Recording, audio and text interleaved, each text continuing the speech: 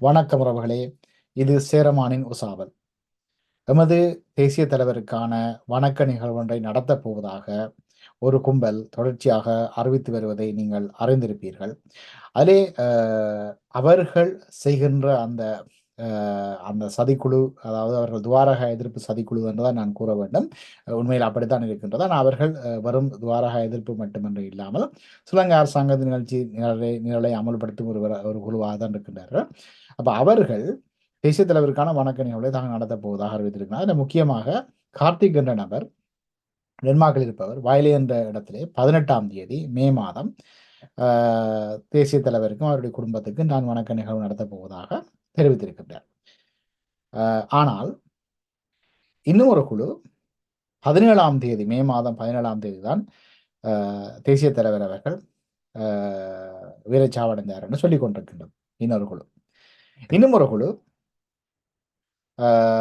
19ஆம் தேதி, அதாவது அவர்கள் வெளிப்படையாகவே புலி எதிர்ப்பாளர்களாக காட்டிக்கொள்வார்கள். அவர்கள் ஸ்ரீலங்கா அரசாங்கம் விடுத்த செய்தியின் அடிப்படையிலே 19ஆம் தேதி தான் தேசிய தலைவர் வீரச்சாவடைந்தார் என்று சொல்லிக் கொண்டிருக்க. அப்ப நீங்க பாத்தீங்கன்னு சொன்னால், ஒரு தலைவன் அல்லது எந்த ஒரு மனிதனும் ஒரு நாளில் தான் ஒருவருடைய மடிவு என்பது ஒரு நாளில் தான் நடக்கும், 3 நாட்களில் நடக்காது. ஆனால் இங்கே தேசிய தலைவருக்கு தேசிய தலைவர் வீரச்சாவடைந்ததாக 3 நாட்களை சொல்கிறார்கள். 17ஆம் தேதி மே மாதம் 2009 என்கிறார்கள், 18ஆம் தேதி மே மாதம் என்று சொல்கிறார்கள், 19ஆம் தேதி என்று சொல்கிறார்கள். இதில் முக்கியமாக இந்த கேபி என்று அழைக்கப்படும் செல்வராஜா பத்மநாதன் 22ஆம் தேதி என்று நினைக்கின்றேன், மே மாதம் 2009ஆம் ஆண்டு 22ஆம் தேதி இல்லை 23 அன்னைக்குன்னு ஒரு அறிக்கை ஒன்றை வெளியிட்டிருந்தார்.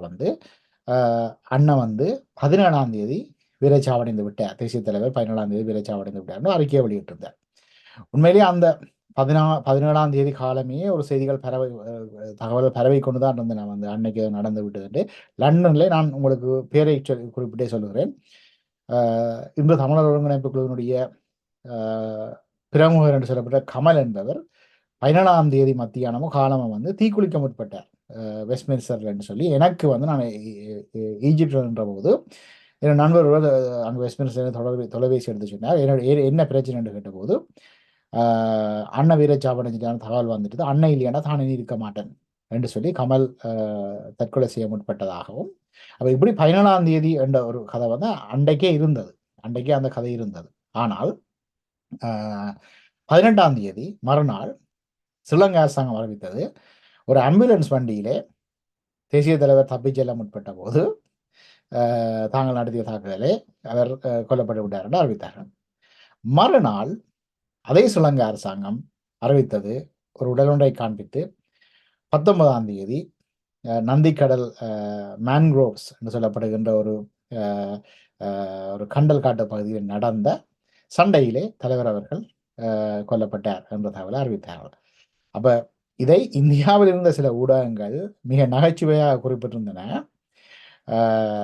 18ஆம் தேதி ஆம்புலன்ஸில் கொல்லப்பட்டார், மறுநாள் ஒரு கண்டல் காட்டு பகுதி, அதாவது மேன்க்ரோவில் கொல்லப்பட்டார் என்று சொல்லி குறிப்பிட்டார். இன்றைக்கு வரையும் ஸ்ரீலங்கா அரசாங்கம் ஒரு தகவலில் உறுதியாக இருக்குது, 19ஆம் தேதி தான் அவர் கொல்லப்பட்டார் தேசிய தலைவர் என்று சொல்லி கொண்டார்.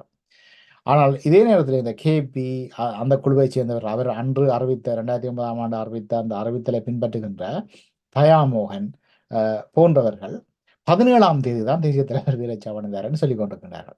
இப்ப கார்த்திக் மனோகரன் 18 என்று சொல்கிறார். உண்மையிலேயே என்ன நடந்தது, இதை பற்றி நான் உங்களுக்கு சில தகவல்களை தெரிவிக்க போகிறேன். அதற்கு முதல் உங்களுக்கு சில ஆதாரங்களை காண்பிக்க போகிறேன். இந்த இந்த இந்த நகை முரண்கள் பற்றிய சில ஆதாரங்களை உங்களுக்கு நான் காண்பிக்க போகிறேன். இப்போது நான் உங்களுக்கு அந்தந்த பகுதிகளுக்கு உங்களை அழைத்து செல்கிறேன், பாருங்கள்.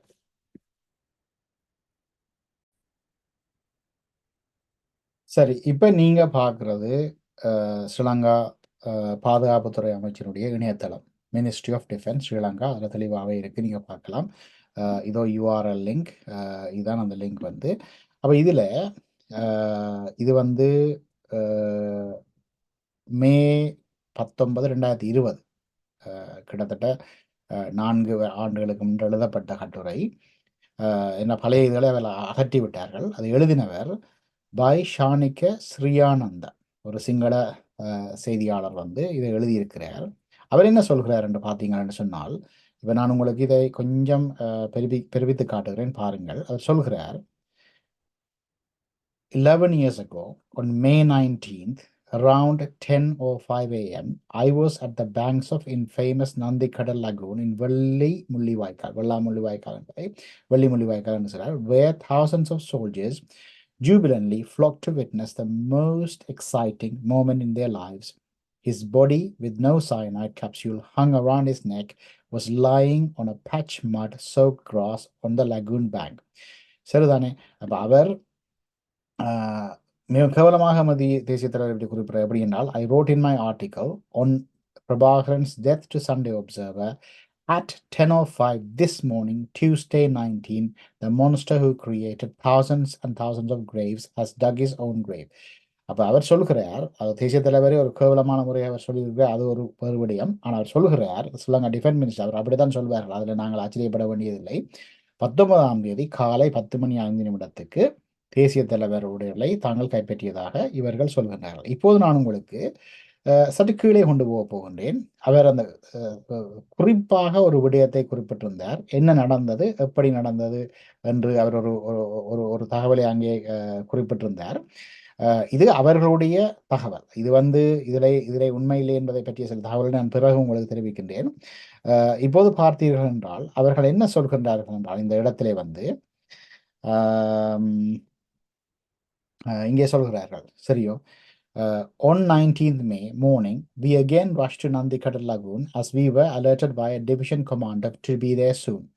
Thousands of soldiers had flocked to the lagoon to witness the moment that Prabhakaran's body was brought to the banks of the lagoon from the patch of muddy mangroves where he and cadres of his close protection ring fought until a few hours ago. அதாவது சில மணி நேரம் வரையும், அதாவது 19ஆம் தேதி 2009 காலை 10:05 அதற்கு முந்தைய சில மணி நேரம் வரையும் அந்த நந்திக்கடல் ஓரத்தில் உள்ள அந்த கண்டல் காட்டு பகுதியிலே சண்டை நடைபெற்றது. தேசிய தலைவரும் அவருடைய நெருக்கமான பாதுகாப்பு பிரிவினரும் அந்த கடைசி மணி நேரம் வரை சண்டை பிடித்தார்கள் என்று கூறுகிறார். அதன் பிறகுதான் கூறுகிறார்கள், the body of the 54-year-old stocky man in tiger stripped uniform was laid on the lagoon banks. Fresh blood kept trickling from the gaping wound in the man's head where a bullet had pierced through his forehead and blown off his brains. Apart from his head, his whole body was pale as he had been hiding neck deep in the lagoon for many hours. அப்ப இவர்களுடைய வாதம் என்னவென்றால், பல மணி நேரமாக, அதாவது 19ஆம் தேதி மே மாதம் 2009 பல மணி நேரமாக தண்ணீருக்குள் தலைவர் கழுத்தளவு தண்ணீருக்குள் மறைந்திருந்ததாகவும் பிறகு நடந்த சண்டையிலே அவர் கொல்லப்பட்டார் என்றும் சொல்லியிருக்கின்றார். இது வந்து ஸ்ரீலங்கா டிஃபென்ஸ் மினிஸ்ட்ரியினுடைய வெப்சைட்டில் இருக்கின்ற ஒஃபிஷியல் வெர்ஷன். சரிதானே? இது வந்து அவர்கள் முதலும் இந்த இப்படி ஒரு வெர்ஷன் ஒன்றை வெளியிட்டிருந்தார்கள், அது அவற்றை அகற்றி விட்டார். ஆனால் இதுதான் இப்போது இருக்கின்ற ஒஃபிஷியல் வெர்ஷன். இப்போ நான் உங்களுக்கு காண்பிக்க போவது நியூயார்க் டைம்ஸில் வெளிவந்த செய்தி. இது 25ஆம் தேதி மே மாதம் 2009 உங்களுக்கு இப்போ திருப்பி இதை காண்பிக்கிறேன் பாருங்கள்.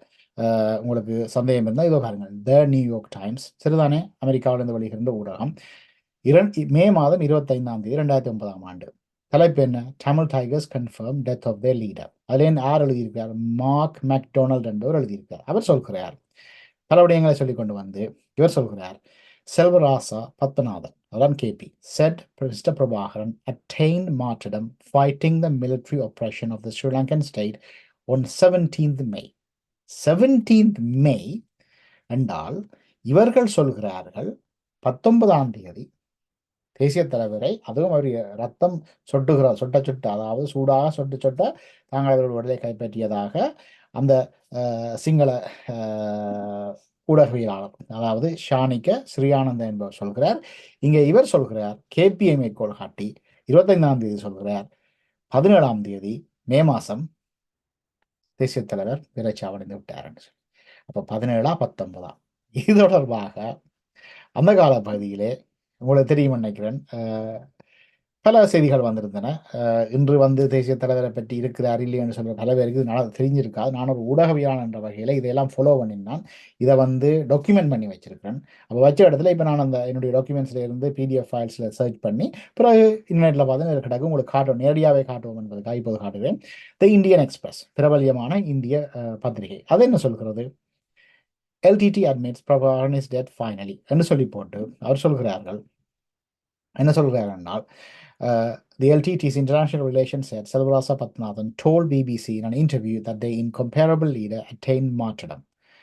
அடுத்த சொல்கிறார்கள், the Sri Lankan army had on Monday last said it has killed the rebel leader when he tried to flee in an ambulance. அதாவது திங்கட்கிழமை ஸ்ரீலங்கா அரசாங்கம் சொல்லியிருந்தது ஒரு ஆம்புலன்ஸ் வண்டியிலே தப்பிச் செல்ல முற்பட்ட போது தேசிய தலைவர் கொல்லப்பட்டார். சரிதானே? அடுத்தது சொல்கிறது, இதை பார்த்தீர்கள் என்றால் அதில் சொல்கிறார்கள், இதோ நான் உங்களுக்கு திரும்ப பிறப்பித்து காட்டுகிறேன். இதுதான் அந்த பகுதி. ஆம்புலன்ஸ் வண்டியிலே திங்கட்கிழமை தலைவர் தப்பிச் செல்ல முற்பட்ட போது கொல்லப்பட்டார் என்ற செய்தி.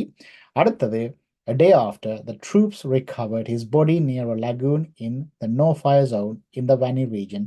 However, Padmanathan said 54-year-old Prabhakaran died on Sunday last என்றால் ஒரு கிழமைக்கு முதல், அதாவது 17ஆம் தேதி, but did not give details of the circumstances that led to his death.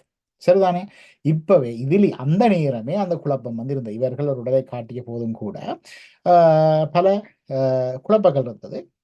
இது தொடர்பாக நான் நினைக்கிறேன் இன்னும் ஒரு விடயத்தை நான் காண்பிக்க முடியும். சரி, நான் அந்த அந்த பகுதியை தவிர்த்து கொண்டு அடுத்ததாக இது தமிழ்நெட்டில் தமிழ்நெட்டில் நீங்கள் பார்த்தீர்கள் என்று சொன்னால் இதன் பின்னர் என்ன நடக்கின்றது? 21ஆம் தேதி, இது நீங்கள் பார்த்தா தெரியும், யூஆர்எல் வந்து தமிழ்நெட்டில் 21ஆம் தேதி ஜூலை மாதம் 2009ஆம் ஆண்டு ஒரு அறிக்கையை வெளியிட்டிருந்தார்கள். சரிதானே? அதாவது கேபி வெளியிட்ட அறிக்கை. அதில் எப்படி போடுகிறார்கள் என்றால், LTT officially announces restructure process, Selvarasa Padmanathan heads the organization. இப்போ இயக்கத்தை, ஹெட்ண்டா என்ன? தலைமை.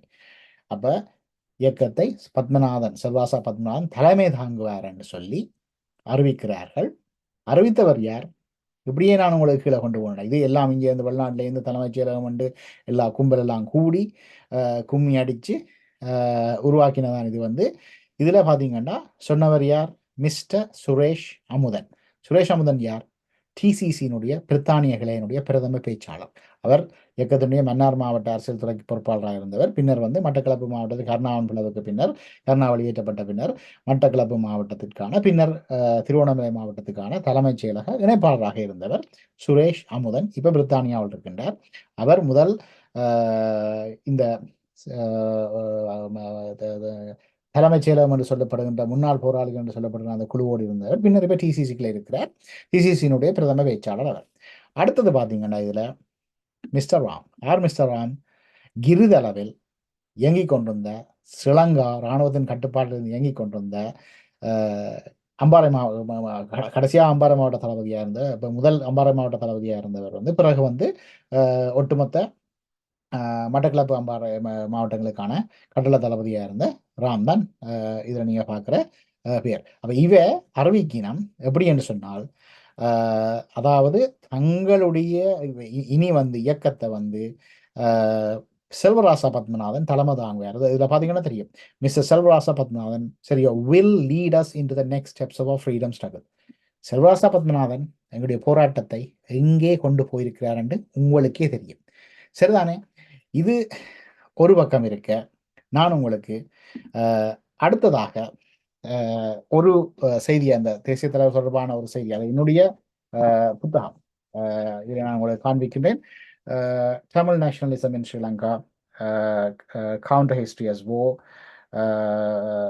என்று சொல்லி ஒரு ஆஃப்டர் த தமிழ் டைகர்ஸ் என்ற ஒரு புத்தகம் நான் எழுதியிருந்தால், அந்த அந்த நூலில் நான் ஒரு பக்கத்தில் 78ஆம் பக்கத்திலே ஒரு விடயத்தை நான் குறிப்பிடுகிறேன். என்னென்னு சொன்னால், அந்த நேரத்தில்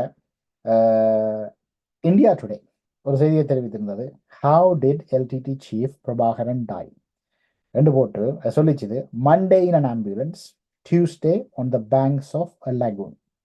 சரிதானே?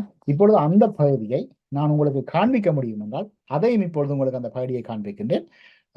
பாருங்கள். ஆம். இதோ நான் உங்களுக்கு குறிப்பிட்ட பகுதி அந்த இது இருக்கின்றது. இதோ நான் உங்களுக்கு எனது புத்தகத்தில் எழுதிய அந்த அந்த மேற்கோள் இப்போதும் இருக்கின்றது. இதோ எழுதியிருக்கிறார். "How did LTTE chief Prabhakaran die? Monday in an ambulance." திங்கட்கிழமை ஆம்புலன்ஸ் வண்டியில். Tuesday on the banks of a lagoon. செவ்வாய்க்கிழமை நந்திக்கடல் ஓரம் வந்து அவர் கொல்லப்பட்டார் என்றால், அந்த ஊடகமே இது வந்து எப்ப அவர்கள் எழுதினார்கள்? தேதி இருந்தால் இதோ பாருங்கள். தேதி மே மாசம் அ அ 20ஆம் தேதி 2009ஆம் ஆண்டு சண்டீப் உன்னித்தன் என்பவர் வந்து இதை எழுதியிருக்கின்றார். இதுதான் தேசிய தலைவர் தொடர்பாக இருக்கின்ற அவர் இருக்கிறார் இல்லை என்று தொடர்பாக இருக்கிற சர்ச்சையின் அடிப்படையே இல்லை என்று சொல்லும் யாரும் வந்து இல்லை என்றால் எந்த நாளில் அவர் வீரச்சாவடைந்து விட்டார் என்று சொன்னால், உண்மை என்று சொன்னால் அதை சொல்ல முடியாமல் இருக்கின்றார். அப்படி என்று சொன்னால் நீங்கள் போராளிகள் என்று சொல்லிக் கொண்டிருப்பவர்களும் சரி, அன்னையினுடைய பராமகன் என்று சொல்ற கார்த்திக் என்பவரும் என்ன செய்கிறீர்கள்? உண்மையிலேயே 17ஆ, 18ஆ, 19ஆ? உங்களுக்கே தெரியாது. சரிதானே? இப்போது அந்த சதிக்குழு கூடியிருக்கின்றது. ஒரு ஒரு கூட்டம் ஒன்றை நடத்தி இருக்கின்றார்கள் இவர்கள். ஒரு ஒரு ஒரு ஒரு நாடொன்றிலே அந்த சந்திப்பை ஒரு Zoom மூலமாக தான் இந்த சந்திப்பை நடத்தியிருக்கிறார்கள். அவர்கள் என்ன சந்தித்தார்கள், கதைத்தார்கள் என்பது தொடர்பாக நமக்கும் தகவல் வந்திருக்கின்றன. நான் உங்களுக்கு அந்த தகவலை வாசிக்கின்றேன். 11/4/2024 வியாழக்கிழமை காலக்கடமை கூட்டம் பிரசாத் மாஸ்டர் தலைமையில் நடைபெற்றது. இது அவையிலே வெளியிட்டு உள்ளக அறிக்கை எங்களுக்கு வந்திருக்குது. சரிதானே? தற்போது இயங்கிக் கொண்டிருக்கும் காலக்கடமை அவை இனிமேல் மைய அவை. மையம் என்றால் என்ன? மையம் என்றால் உடல் என்ற அர்த்தம். சரி, மைய அவை நடுவிதையும் குறிக்கும். மையம் என்றால் உடலதே மையம் என்று தான் சொல்றது ஊர்ல வந்து. மைய அவை என அழைப்பதுடன், அதாவது இவர்கள் செத்துப்போன ஒரு அவை என்றுதான் நாங்க வைத்துக்கொள்ளலாம். அந்த இவர்கள் அவை என அழைப்பதுடன் மைய அவைக்கு தொடர்ந்தும் காலக்கடமையை ஏற்பவர்கள் இணைக்கப்பட்டு மைய அவை மை அவை விரிவுபடுத்தப்படும். மைய அவையிலிருந்து அனைத்து செயற்பாடுகளை முன்னெடுக்க முதன்மை அவைக்கு அப்பா ஏதோ பெரிய பாராளுமன்றம் மாதிரி அவைக்கு உறுப்பினர்கள் தெரிவு இடம்பெற்றது. ஒருங்கிணைப்பாளர் திரு சங்கீதன். ஆகா, சரி, லண்டன்ல இருந்து சங்கீதன். துணை ஒருங்கிணைப்பாளர் திரு கானத் ரூபன். யாரப்பா இது? புது பேரா இருக்கு. செயலாளர் திரு ஜேம்ஸ். இதுவும் சங்கீதன் என்ற ஆள் புறான் கிடக்கு. துணை செயலாளர் திரு புரட்சி. சரி, ஏனைய உறுப்பினர்கள் ஆதவன், டாக்டர் ஆலன். யாரப்பா இது? புது டாக்டர் ராய். சரி, திருமதி மீனா, திருமதி ஜோனி, மெனோ மாஸ்டர், திரு கபிலன், திரு அறிவு. நான் நினைக்கிறேன் இது வந்து சுவிட்சர்லாந்து இருக்கல அறிவு மணி என்று சொல்லி, சிலர் சொல்ற அறிவில்லாத மணி என்று சொல்லி. சரி, அது அவருடைய பெயர் வந்து அறிவு. பிறவர் போடுகிறார்கள். எமது தேசிய தலைவர் மேதகவி பிரபாகரன் அவர்களின் வீரச்சாவன் இந்த நாளை உறுதிப்படுத்த திரு ஜெயாத்தன் தலைமையில் இவர்தான் இந்த இராணுவத்தின கேம்புக்குள்ள போய் முள்வேலியை வெட்டி கொண்டு தப்பி கொண்டவராம். சரிதானே? பின்வருவோர் இணைக்கப்பட்டனர். திருமதி தீபா, சரி போச்சுது. திருமதி விமரணி, முடிஞ்சுது. பாலா மாஸ்டர்,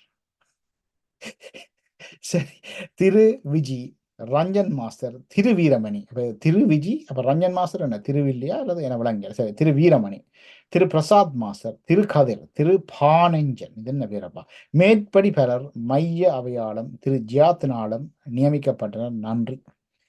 இப்படி பல விஷயங்கள் வர இருக்குது. நாங்கள் எல்லாத்தையும் எடுத்து உங்களுக்கு நாங்கள் இதில் வந்து போட்டுடைப்போம். சில வேளைகளில் அதுக்குள்ள இருந்து ரெக்கார்ட் பண்ண முடியும்னு சொன்னால் எங்களுக்கு ரெக்கார்ட் பண்ணி வாங்க தாரான்னு சொல்லியிருக்கோம். வந்தால் நாங்கள் உங்களுக்கு நிச்சயமாக எந்த தயக்கமும் இல்லாமல் அதை பகிர்ந்து கொள்வோம். சரி, இப்போது நான் உங்களுக்கு சீரியஸான விஷயத்துக்கு வரேன். அண்ணன் தொடர்பாக. சரிதானே? அண்ணன் இருக்கிறாரா இல்லையா என்ற கேள்விக்கு பல குழப்பங்கள் இருக்கிற இடத்துல நான் ஒரு தெளிவான ஒரு விடயத்தை மீண்டும் ஒரு தடவை சொல்லிக்கொள்ள விரும்புகின்றேன். அதாவது 17ஆம் தேதி காலமை நான் எகிப்தில் நின்ற போது ஒரு தகவல் ஒன்று வருது. நான் செய்தியாளராக நின்றபோது தகவல் ஒன்று வருது. வந்து எங்களுடைய செய்தியாளர் ஒருவர் எங்களுக்கு அப்போ அந்த நேரத்தில் வந்து திருவோணமலையில் ஒரு செய்தியாளர் இருந்தவர். நான் அவருடைய பெயரை குறிப்பிடவில்லை.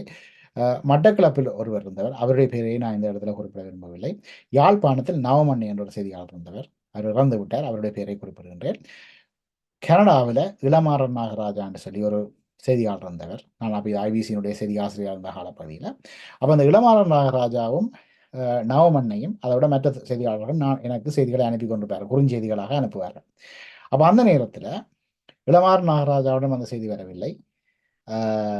யாழ்ப்பாணத்தில் இருந்த நவமண்ணன் தான் அந்த செய்தியை சொன்னார். அப்போ இப்படி ஒரு பெரிய செய்தி ஒன்று வந்திருக்குது, அன்னைக்கு ஏதோ நடந்துட்டுதுன்னு சொல்லி. அப்போ நான் அடிச்சு கேட்க அவர் சொன்னார், இது வந்து ஒரு அரசியல் துறை பக்கத்தால் இந்த தகவல் வந்திருக்குன்னு சொல்லி. இதுக்கு பிறகுதான் எங்களுடைய தென் தமிழகத்தில் இருந்த, நான் எந்த செய்தியாளர்னு சொல்ல விரும்பவில்லை, ஒரு செய்தியாளரும் அவரும் சொல்லியிருந்தார், இங்கே வந்து தகவல் ஒன்று வந்து கொண்டிருக்குது, ஆனா அது வந்து அரசியல் துறை பக்கத்தால வரையில தென்னிலங்கை பக்கத்துல இருந்து வந்தவங்களுக்கு அன்னைக்கு ஏதோ நடந்துட்டு. அதாவது அன்றைக்கு முதல் நாள் இரவு நடந்த ஒரு ஒரு ஒரு ஒரு உடைப்பொண்ட இயக்கம் செய்ய வழிகிட்டேனும் அந்த இதுல வந்து அன்ன வீர ஜாவடைஞ்சிட்டார் என்ன மாதிரி ஒரு தகவல் வந்து வந்தது. அப்ப இதுக்கு பிறகுதான் என்னுடைய நண்பர் ஹெலிமான் சொல்றாரு, இப்படி கமல் டிசிசி கமல் தற்கொலை செய்ய முற்படுகிறார் என்று சொல்லும்போது ஒரு கதையோடு பரவ தொடங்கிட்டது. 17ஆம் தேதி 16ஆம் தேதி இரவு 12 மணிக்கும் 2 மணிக்கும் இடப்பட்ட கால நேரப்பகுதியில் 12ஆம் தேதி 16ஆம் தேதி இப்போ 12 மணி 17ஆம் தேதி விடிய காலம் 2 மணிக்கு இடப்பட்ட அந்த நேரப்பகுதி ஒரு 2 மணி இடைவெளியில் அன்னவீர சாவடைஞ்சிட்டார் என்ன மாதிரி ஒரு தகவல் பரப்பப்பட்டது. பின்னேறம் பிறகு உங்களுக்கு தெரியும், நான் ஏற்கனவே விளங்கப்படுத்துகிறேன், பல குழப்பங்கள் நடந்து அந்த ஒரு கட்டத்தில் வந்து பிறகு இவர்கள் செல்வாசா பத்மநாதனை தலைவராக அறிவித்து போனபோது நாங்கள் முடிவெடுக்கக்கூடிய சூழல் இருந்ததுன்னு சொன்னால், ஓகே அன்னை இருக்க வாய்ப்பு இல்லை தான். என்னென்னு சொன்னால் இவ்வளவு துணிவு செல்வாயா பத்மநாதனுக்கோ அவருக்கும் வராது தங்களை அடுத்த தலைவர் என்று அறிவிக்கிறதுக்கு. இவர்கள் துணிந்து இயக்கத்தை வந்து உடைத்து போனதும் எந்த ஒரு ஆதாரங்களும் இல்லாமல் இருந்த சூழலில் நான் நம்பினான் அன்னை இல்லை என்றதை நான் நம்பினான். ஆனால் தங்கச்சி வந்து உறுதியாக வந்து சொல்லியிருக்கிறார், அண்ணன் அப்பா இருக்கிறார். சரிதானே? அப்பா இருக்கிறார்ன்றது தங்கச்சி சொல்லியிருக்கா தெளிவா. அப்ப இந்த இடத்துல வந்து அதுக்கான சில சம்பவங்களையும் என்னால் உணர முடிஞ்சது. அண்ணன் இருக்கிறார் என்பதற்கான ஆதாரங்களை வந்து என்னாலேயே உணர முடிஞ்சது. அவர் அவர் அவர் இருக்கிறார் என்பதை நான் உறுதியாக நம்புகிறேன். சரி, இப்ப என்னடா அதுக்கு காரணம் இருக்கு. நான் அந்த காரணத்தை இதில் சொல்லவில்லை. ஒவ்வொருத்தரும் புரிந்து கொள்வார்கள். அது வந்து அவர் அவர் இருக்கிறார் நம்புபவர்கள் புரிந்து கொள்வார்கள். அவர்களுக்கு தெரியும் வந்து என்ன மாதிரி இன்னொரு விடயத்தையும் சொல்லலாம் வந்து அண்ணன் இல்லை என்று நாங்கள் நம்பியிருந்த காலப்பகுதியில் எந்த ஒரு வெளிப்பாடும் இருக்கவில்லை. இன்று அண்ணன் இருக்கிறார் என்று நம்புகின்ற அந்த சூழலுக்கு காரணம் என்னென்னு சொன்னால் அதுக்கான சமீட்சைகள் வந்து தெரியுது. சரிதானே? அது முக்கியமான ஒன்று தங்கச்சியினுடைய வருகை. அப்ப இந்த சூழல்ல வந்து அன்னைக்குரிய அன்னை இல்லை என்று சொல்றதுக்கு எவருக்கும் உரிமை இல்லை. அதை விட இல்லை என்று சொல்ற யார்கிட்டையும் வந்து எந்த ஒரு தகவலும் இல்லை, ஆதாரமும் இல்லை. அவர்களுக்கே தெரியாது 17 18 19. உண்மையிலேயே 17 இல்லை 18 இல்லை 19 இல்லை. ஏன்னா அவர் இருக்கிறார் உயிரோட. சரிதானே? அடுத்தது ஒரு கேள்வி ஒன்று பலருக்கு எழலாம். இப்படி தப்பி போக மாட்டார், மக்களை விட்டுட்டு போயிருக்க மாட்டார், போராளிகளை விட்டுட்டு போயிருக்க மாட்டார். உங்களுக்கு தெரியும் நடந்தது. அதாவது ஒரு போராட்டம் ஒரு ஒரு இறுதிக்கட்டத்தை நோக்கி இனியும் ஆயுத போராட்டத்தை தொடர முடியாத ஒரு சூழலை நோக்கி இயக்கம் போகுது. அந்த சூழல்ல அந்த நிலையில பல போராளிகள் போய் குடும்பமாக போய் இராணுவத்தில் போய் சரணடைகிறார்கள். சண்டையும் தொடர முடியாத ஒரு சூழல். அப்ப அந்த நிலைமையில இப்படியே இது வந்து எனக்கு தரப்பட்ட விளக்கம். இதுவரை யாரும் அந்த விளக்கத்தை தரவில்லை. அப்ப இந்த நிலைமையில தங்கச்சி சொன்ன விளக்கம் அது இது வந்து சொன்ன விளக்கம் என்னென்றால், இத்தனை மாவீரர்களின் கனவு நிறைவேற்றப்படாமல் இருக்குது, இத்தனை மக்களுடைய கனவு நிறைவேற்றப்படாமல் இருக்குது. இப்படியே விட்டுட்டு நாங்கள் எல்லாரும் எங்களை வந்து இதுல வந்து அழிச்சு கொண்டு எங்களை தற்கொலை செய்து கொள்றோம், அல்லது ஒரு தந்திரோபாயமாக நகர்ந்து போய் சரியான காலம் வரும்போது சரியான அந்த காலத்துக்கு ஏற்பட்ட வழிமுறைகளில் எங்களுடைய மக்களின் விடுதலையை வென்றெடுப்பதா என்று சொன்னால், நான் அன்னைன்ற இடத்துல இருந்திருந்தால் அன்னைன்ற அந்த முடிவை தான் எடுத்திருக்கேன். ஏனென்று சொன்னா வந்து அது எனக்கு போறதுக்கு வாய்ப்பு இருந்தால் நான் முடிவெடுப்பேன் தானே. வாய்ப்பு இல்லையாண்டா வேற. அவருக்கு போறதுக்கு வாய்ப்பு இருந்தால் அவர் போய் பத்திரமாக இருந்து கொண்டு ஒரு குறிப்பிட்ட காலம் வரும்போது மீண்டும் தோன்றுவதில் என்ன பிரச்சனை இருக்கு? யாருக்கு என்ன பிரச்சனை? அதாவது இன்றைக்கு பார்த்தீங்கன்னா ஸ்ரீலங்காவினுடைய பொருளாதாரம் உடைஞ்சிட்டு, ஸ்ரீலங்காவுடைய பொருளாதார முதுகெலும்பும் முறிஞ்சிட்டு. ஸ்ரீலங்கா வந்து நீண்ட காலத்திற்கு இப்படி இருக்க முடியாது. ஒரு சோமாலியா மாதிரி ஒரு நாட்டு நிலைமையை நோக்கி தான் போய்க்கொள்ள, அதாவது ஒரு ஃபெயில் ஸ்டேட், ஒரு பனானா ரிப்பப்ளிக்கை விட ஒரு மோசமான நிலைக்கு தான் ஸ்ரீலங்கா போய்கொண்டிருக்குது.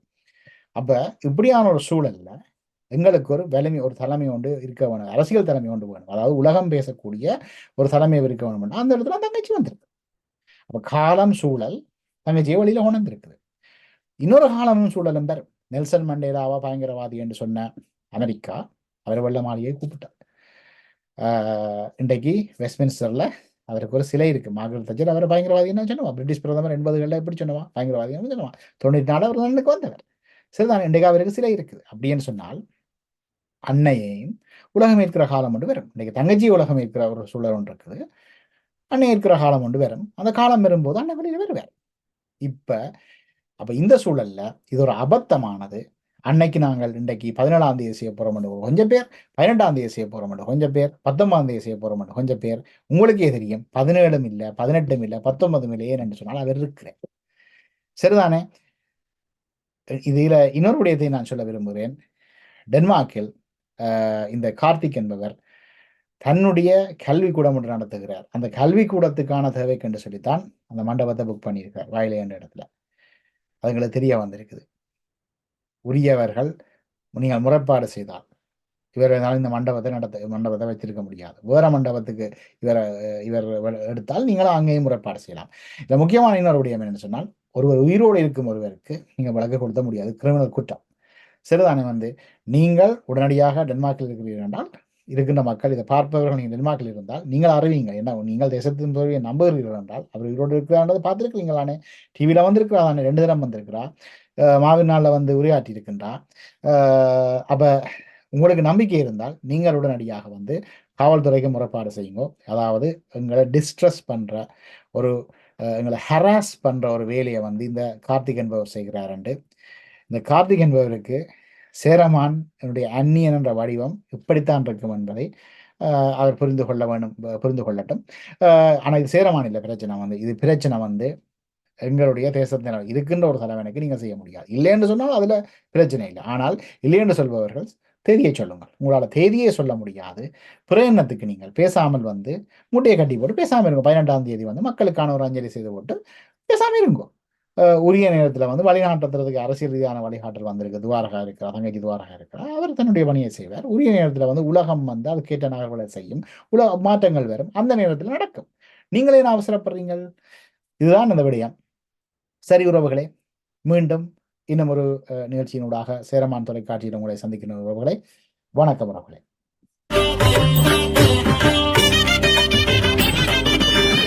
பிரபாகரன் பெற்ற வீரமங்கை தீப்பிழம்பாய் வருகிறாள் அதிரும் இலங்கை.